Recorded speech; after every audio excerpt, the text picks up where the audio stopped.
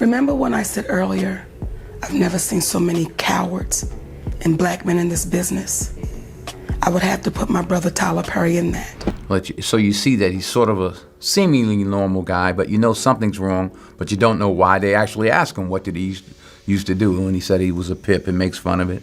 Tyler Perry is a name almost everyone in Hollywood knows. He's the guy behind the Madea franchise, the creator of his own studio, and a billionaire who's often praised for uplifting black stories. From humble beginnings to building one of the most successful production empires in the world, Perry has been celebrated as a trailblazer for independent creators and a positive force in the entertainment industry. On the surface, it all looks like a perfect success story, but what if I told you that behind that glossy public image lies a much darker reality? Recently, two Hollywood icons, Samuel L. Jackson and Denzel Washington, have come forward to expose the hidden side of Perry's empire, one that many don't want to believe exists. The saying, when the devil ignores you, then you know you're doing something wrong. No, that's a fact.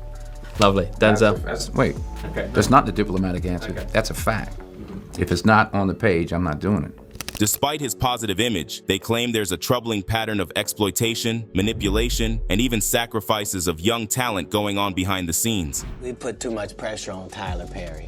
You know what I mean? He ain't put nobody on. Be what you gonna be, but put your people on. Be wondering why people keep saying gatekeepers. Jackson and Washington, who have decades of experience in the industry, aren't just throwing out accusations. They've seen firsthand how Perry allegedly takes advantage of young actors, trapping them in bad contracts, overworking them, and stifling their potential. According to them, he hides this predatory behavior behind his feel-good, inspirational image. They believe Perry's empire was built on the backs of those he's taken advantage of, raising the question, what is the real cost of Tyler Perry's success? These claims are serious, and they have the potential to turn the spotlight onto the darker corners of the entertainment world, where power and success often come at the expense of the vulnerable. Is this a case of Hollywood's best-kept secret finally coming to light, or is there more to the story than meets the eye? It's time to take a closer look at the man behind the mask and what's really going on behind those studio gates. A lot of stuff we see on TV and in movies these days, even if it's popular, can be full of harmful stereotypes. It's worrying because these shows and movies make a lot of money, which means people are watching them and might believe what they see. Take Tyler Perry, for example. He's a great businessman and has made many successful movies, but people say he often shows black men in a bad light, even if he pretends like he doesn't mean to. This can give people the wrong idea about black men. It's also strange that we don't see many famous black actors in his movies, which makes you wonder who he's giving opportunities to. This isn't just about Tyler Perry, it's about how the whole entertainment industry works. Some stories and types of people are shown more than others. That's why it's important to listen to people like Spike Lee. He's a famous director who shows the real lives of black people in his movies. He's been very vocal about how wrong it is to show stereotypes, and people listen to him because he's so respected. It's not about stopping anyone from making movies, but being careful about what we show on screen. We need to make sure everyone has a chance to tell their stories, and that we don't show harmful stereotypes that can hurt people. We need to be fair and show the world as it truly is, with all its different people and stories. While Tyler has been corrupting the entire industry with his evil practices, people like Lee have been speaking up about what has been going on. Spike Lee and Tyler Perry, two powerhouse figures in black cinema, haven't always seen eye to eye. Their very different approaches to filmmaking have caused some major tension, and it all blew up publicly around 2009. Spike, never one to bite his tongue, went after Tyler's movies and TV shows. He called them out for what he saw as coonery and buffoonery, basically saying Tyler was just playing up negative stereotypes about black people to make a quick buck. He even compared Tyler's work to the kind of stuff you'd see on what he called the idiot box, a pretty harsh way to describe TV in general. Because each artist should be allowed to pursue the artistic endeavor. But I still think there a lot of stuff that's on today is coonery, buffoonery. And I know it's making a lot of money, breaking records, but we could do better. That's just my opinion. I mean, I'm a huge basketball fan, and when I watch the games on TNT, I see these two ads for these two shows. I'm scratching my head. You know, we got a black president. You know, are we going back to Mantan Moreland and sleep and eat? Yet, if those films, I mean, we're talking about Tyler Perry at this point. No, I mean, look, I'm not saying we're talking. Let's not give them fodder for tabloid. I'm not saying we're talking about Tyler Perry, but those are the shows that we're talking about. If we're talking about that, and we look at the numbers that come and see his movies, that view the shows on TBS, my question is that in fact maybe what Black America wants to see? A large well, part. Look, I hear a lot of no's and ahs, but a lot of people watching it. Here's the thing, though, because we've had this discussion back and forth because when John Singleton, people came out to see Boys in the Hood, and they did Rosewood, nobody showed up. So a lot of this is on us. A lot of this is on us.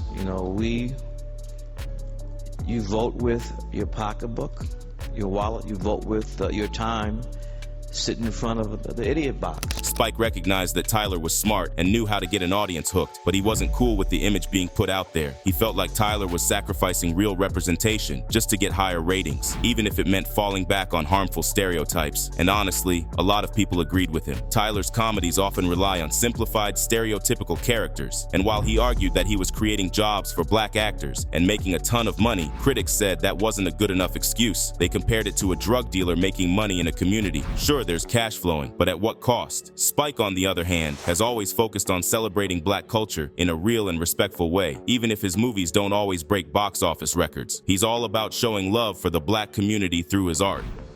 And the man has a huge audience, and Tyler's very smart. What he's done. He started out, with these plays, and church buses would pull up, packed, and he's parlayed it into bought his own jet. You can buy a jet, you got money. But at the same time, for me, just imagery is troubling. Is there a disappointment from you as a director and an African American that Miracle at St. Anna won't get the same audience as some of the other movies that you will make? And therefore the idea of what we support? Well, here's the thing. DVD is a director's best friend. So a lot of people have come up to me and said they like the film a lot, but for whatever reason they didn't get to see it in the theater, but they definitely got the bootleg or watched on television, pay-per-view. And even if nobody showed up, I wanted to make that film because Hollywood historically has omitted the contribution of 1.1 African-American men and women who fought and died for this country in World War II. And I just got tired of seeing these films again and again and again, which does not give any love to us. The first person to die for this country was a black man, Crispus Attucks. We're not talking, we're more patriotic than anybody.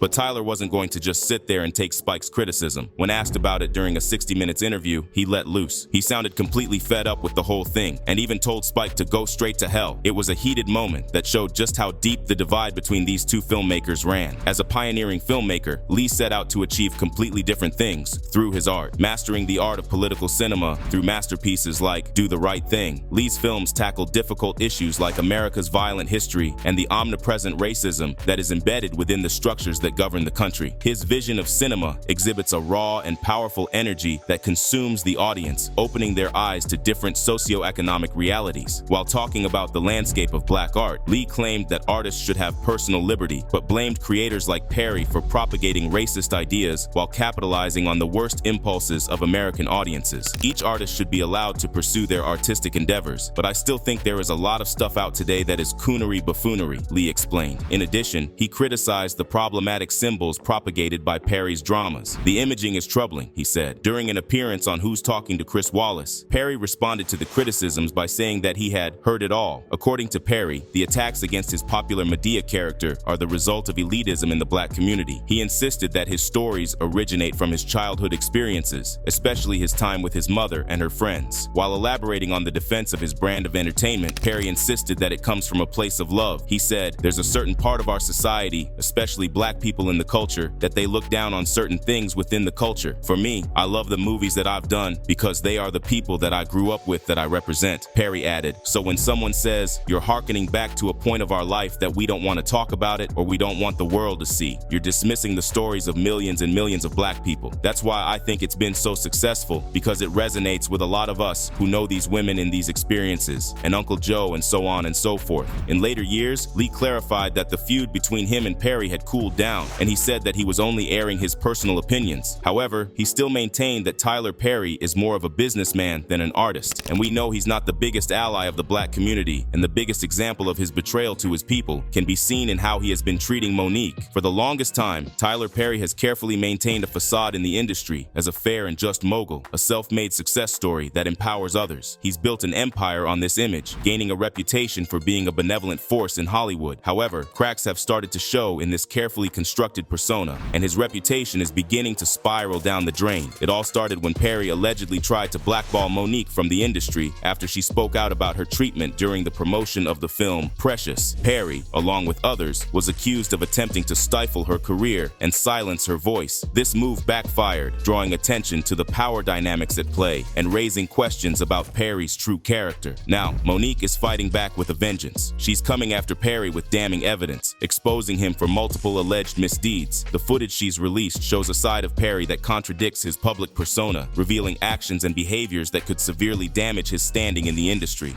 You vote for Winfrey? You Tyler Perry? That told my I said it. Say it with me. You vote for Winfrey? You Tyler Perry? You told my Now some got scared. They was like, you going too far, I love that black raggedy. I love that black simple-minded. I love Oprah Winfrey's black ass. And we just back to black. I need you to bend her to and her like a Nashville, Tennessee and bring that to black. Oh, bitch, be quiet. You gonna get some money out of this. And every time you see you see gay. Best friends is what they say. I've never seen best friends like that. We ain't seen Stephanie 30 years. Who is loving Oprah Winfrey and Gayle King? Each other! But we don't want to say this out loud because it's Oprah Winfrey. I'm too old to be scared of I'm too old to be intimidated by this.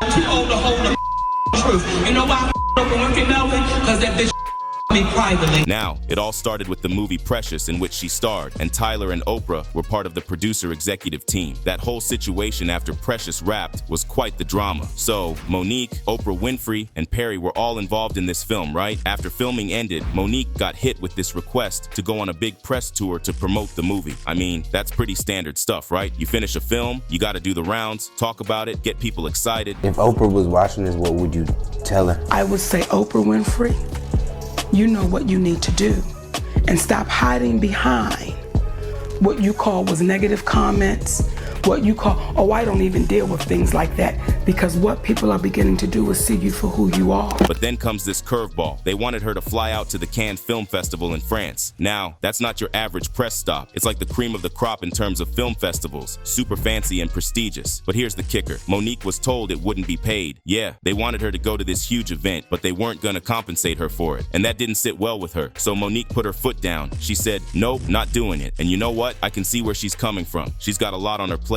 A talk show, a comedy tour, a family to take take care of. Why should she drop everything and fly across the world for free, especially when it wasn't part of her original deal? She made her stance clear in a statement to The Hollywood Reporter, basically saying, "I've done my part, I'm not obligated to go above and beyond." And you know what? She's right. She fulfilled her contractual obligations, and beyond that, it's her choice how she spends her time. Now let's dive into the aftermath of Monique's refusal to attend the Cannes Film Festival. Tyler, a major figure in the entertainment industry, wasn't too pleased with her decision. See, Perry's got a lot of influence. So when Monique said no to something he wanted, it didn't sit well with him. From Monique's perspective, she was standing up for herself, asserting her worth, and making a decision that she felt was best for her career and her family. But from Perry's point of view, it might have seemed like she was being difficult or uncooperative. I've never worked with Tyler Perry. Okay. I never worked with Tyler Perry. The way that relationship came about was, firstly, Daniel was making the call because he was mad because he thought Tyler Perry and Oprah Winfrey was trying to steal his movie from him. So those were the first phone calls I was getting, baby, and he was reading them for life, okay, calling them all the things, right? So then Tyler Perry and I had a conversation at the Hoodie Awards. At the time it was called the Hoodie Awards, when they were trying to get me to go do all of this press internationally. And for those that don't know, who put on the Hoodie Awards? Steve Harvey put on the Hoodie Awards in Vegas, right? So it just makes me smile the way this whole scene went down. So I'm beckoned to go into Tyler Perry's dressing room, right? I'm beckoned. So I go into Tyler Perry's dressing room, and there are about maybe 25 people on Tyler Perry's team. And he does this. Like that. Okay. And everyone leaves. Well, I have my security with me. And I looked at my security and like, you don't work for Tyler Perry. So my security stayed in the room. So Tyler Perry says to me, listen, you may really want to consider promoting this film, because if you get nominated for an Oscar award, your next film is $3 to $5 million. And if you win it, your next film is $6 to $8 million. I said, Tyler, who are you talking to? Some reports suggest that Perry made things pretty tough for Monique after she turned down the Cannes invitation. Some claim that there were fewer offers coming her way, or there were whispers behind the scenes that made it harder for her to land roles. Whatever the case, it's clear that there was some tension brewing between them. I said, Tyler, who are you talking to? I'm a black woman. Where do they pay those type of salaries, brother? I said, what I cannot do, Tyler, is work for free. I've done what I was supposed to do. I cannot go overseas and do this for free, Tyler. So then he goes on about his spiel, you know. I said, well, listen, you can write me the check for me to go overseas. I don't care where the money comes from, but I'm not gonna do it for free. He says, well, I don't believe in giving money away for free.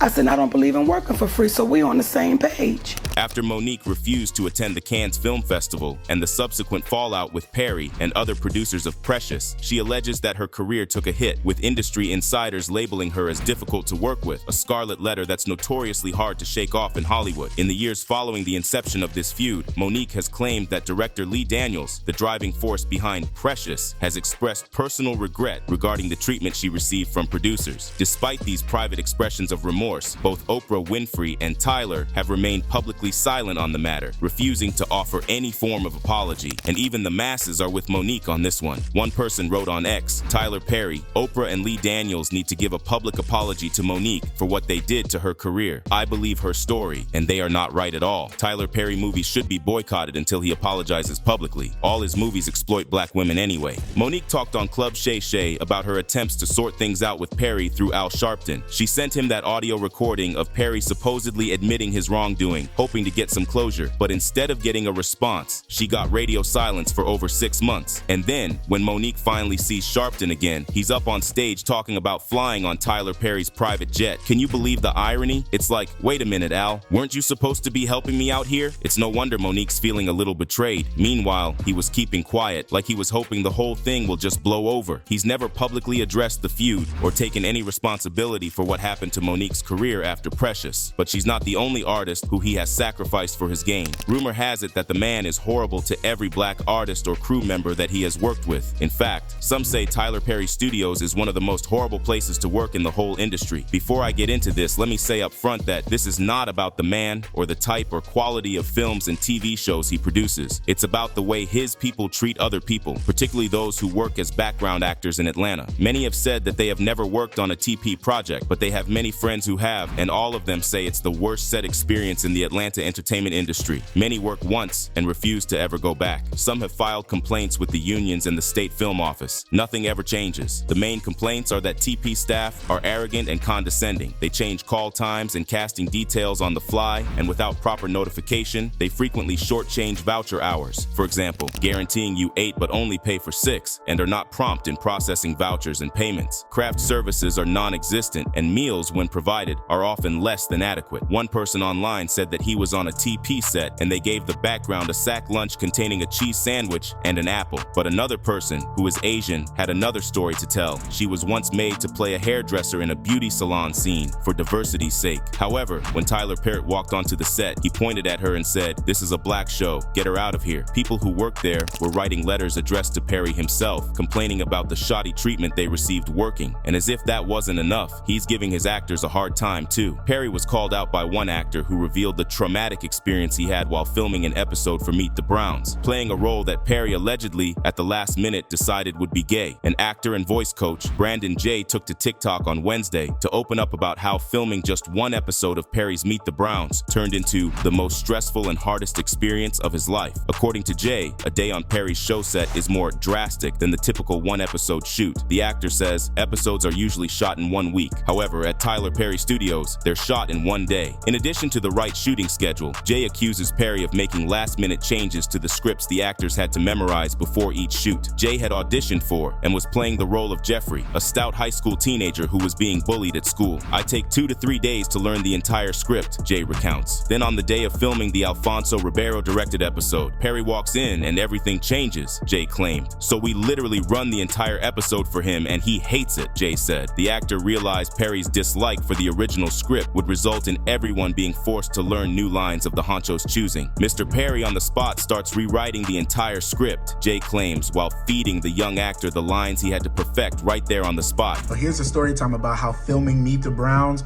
was the most stressful and hardest thing that I've ever done in my entire life. I had no idea that Tyler Perry Studios' schedule was so drastic. If you're working on a regular network show, they take a whole week to film an episode. Tyler Perry Studios, they film an episode in 1 day. The character was Jeffrey, a fat high school teenager who was very intellectual, who was getting bullied at school. I take 2 to 3 days to learn the entire script. On the day of filming, first thing we do is a table read. I know all of my lines. I'm ready to go. So the director, who is Alfonso Ribeiro Carlton in The Fresh Prince of Bel-Air, he starts to block us, telling the actors where to go, where to stand. Mr. Perry comes in, everything changes. So we literally run the entire episode for him, and he hates it. Does that mean I have to learn a whole new script? Yes, that's what it means. Mr. Perry on the spot starts rewriting the entire script, and he's feeding me the lines to say, and the director is kind of standing on the side like, "You better do it, because if not, they will fire you." Here is where the shoe hit the fan. So in the middle of Mr. Perry changing up the scenes, he says, "You know, I want Jeffrey to be gay," and he has a crush on his bully. "That's not what I auditioned for." What? Jay claims the director urged him to learn the new impromptu lines, or else he would be fired. While rising to the occasion to learn the new lines, Jay claims Perry decided that his character would be gay and have a crush on his high school bully. The drastic plot change wasn't what Jay had originally auditioned for. "I want Jeffrey to be gay, and he has a crush on his bully," Jay claims Perry said. In part 2, Jay adds to the story to reveal his initial response to being told his character would now have to be gay. Jay says he reached out to his agent, who told him that he does not have to take the role if he doesn't feel comfortable playing a new role he never signed on for. But after some long thought, Jay says it was an opportunity he didn't want to pass on. He decided to play the role despite Perry's last-minute decision to turn the character gay. After the story time surfaced on Twitter, Jay received mixed responses from people who felt like he was complaining about an acting gig that experienced the last-minute script changes that are known to take place on sets. And yet, despite the growing criticism, Tyler Perry remained largely unscathed. Why? One reason is the very facade he's presented for so long, the rags to riches story, the image of a man providing opportunities for black actors and creatives, purpose, and the emphasis on faith and family. This carefully crafted persona has resonated with a large audience, leading many to overlook or excuse the problematic aspects of his work. One person wrote on X, "An actor complaining about getting work is not sitting right with me. Maybe the job requires you to be flexible and learn on the spot. And what's the problem with playing a gay character?" And as if that wasn't enough, he then added, "So many jobs are anxiety producing. I wouldn't want to save people from burning buildings or fly planes, but that's why I'm not a pilot or a firefighter. He should reflect on whether being an actor is the right fit for him." This person responded by writing, "He's not complaining about getting work. He's complaining about work conditions being unreasonable. I'm sure he was ecstatic he got the job that he auditioned for until he saw what it entailed." Raven Simone also declined to play a gay role because she didn't sign up to play herself. Another added, "This is not a standard job. Filming an entire episode in a day with multiple rewrites on that same day that completely changed the character you were cast as is insane. No one does this. It's completely unrealistic expectations even for high-stress productions." He effectively tapped into a space where faith-based entertainment intersected with a desire for black representation, even if that representation wasn't always nuanced or empowering. This, coupled with his undeniable business acumen and the sheer volume of content he produced, created a shield of success that deflected much of the criticism. People were hesitant to criticize someone who, on the surface, seemed to be doing so much good for the black community. But that's not even all of it. He isn't even doing any good to the black community. Initially, black people were in love with Tyler Perry's work and how they were represented on screen. Over time, black people, especially women, have begun to detest how they are portrayed on screen. While the representation of black women in the media is important, how they are represented is just as important. Tyler Perry has portrayed black women as broken, loud, abused, single, or in a struggling relationship since his first film, Diary of a Mad Black Woman. This pattern can be detrimental to the black community and have an impact on how black women are perceived. In Tyler Perry's I Can Do Bad All By Myself, lead character April, played by Taraji P. Henson, struggles with being a selfish alcoholic in an abusive relationship with a married man. Later in the film, her niece and two nephews are brought to her house in need of someone to take care of them, but April refuses. After the death of her mother, April has no choice but to take care of the children. A new man appears at April's house to do work on it and lives there in the process. April's current boyfriend attempts to rape her niece, and April attempts to electrocute him and puts him out of the house. Once this occurs, April becomes nicer to the kids, goes back to church, and falls in love with Sandino. April is a good example of how black women are stereotypically shown in Tyler Perry's media. She's loud, mean, struggling, abused, and in an unhealthy relationship. April would be considered a sapphire woman, also known as an angry black woman. The sapphire caricature portrays black women as rude, loud, malicious, stubborn, and overbearing. She's also a perfect example of how Tyler Perry puts his black female characters through the ringer before they can experience happiness. In Diary of a Mad Black Woman, Helen and Charles are a married couple that have a seemingly good life. As we get a deeper look into their relationship, we see that Charles is an abusive cheater. Charles is also the breadwinner of the house, while Helen is unemployed. Charles continuously mistreats Helen and kicks her out of the house. Later in the film, Charles is shot and depends on Helen to nurse him back to health while still mistreating her. Charles changes during that time and tries to make things right with Helen, but she instead gets engaged to another man. This is a great example of the struggle that Tyler Perry puts his black female characters through before they can be happy. Helen is jobless, broken, and abused until another man has to come along and save her from that. And that's just the tip of the iceberg. One person wrote on X, "Tyler Perry is a sick freak with a sadistic fascination with black women's pain, and he's going to hell." Another added, "Tyler Perry includes domestic violence in every film, and then sprinkles a few church scenes in there like parsley." In Tyler Perry's Madea Goes to Jail, Candace is portrayed as a stereotypical Jezebel in some ways. She is a struggling drug addict who also practices prostitution. Her struggles land her in jail as an old college friend who was originally her prosecutor does everything he can to get her out. They also end up a couple by the end. In the photo above, Candy is seen in court in an unappealing outfit with a matted wig. The photo alone says a lot about how Tyler Perry represents black women. In Tyler Perry's Good Deeds, Lindsay is a single mother who cleans for the Deeds Corporation. She ends up getting evicted and her daughter gets taken away from her. Like in the other movies, Lindsay gets saved by a man before she gets her daughter back. Though she isn't portrayed as a Jezebel or a mammy, she's still a black woman who has to struggle and get a bunch of assistance to get where she needs to be in life. Do you see the pattern of racial stereotypes here? What is the man doing to empower his people? Some say that he provides jobs to many black artists, but if that employment comes at the sake of the dignity of the black community, is it really worth it? When we think about how black women are shown in his movies, we must also think about how this can affect black children, especially girls, when it comes to self-esteem. One person wrote on X, "My record on Tyler Perry is clear. He's never missed an opportunity to center black women as antagonists or victims of violence. There's no in between. his portrayals of us aid in the desensitization of our pain and work to promote misogynoir. Perry is successful because he makes movies that black people can somewhat relate to. From the inside jokes that only the black community would understand to the well-worn comedy tropes, we can understand why his platform has grown so big. Back in 2008, the Writers Guild of America West took on Tyler Perry. The guild filed an unfair labor practice charge with the National Labor Relations Board against House of Pain LLC, the production shingle for the Perry-owned Cindy TBS comedy House of Pain and Meet the Browns. Guild alleged that Perry fired 4 writers on House of Pain and Meet the Browns in retaliation for their efforts to negotiate a WGAW contract for scribes on the show. So what do you think? Is he really hiding behind a facade? Let us know in the comments below. And if you like this video, hit that subscribe button so that you never miss out on any new videos. And until then, fam, keep it real.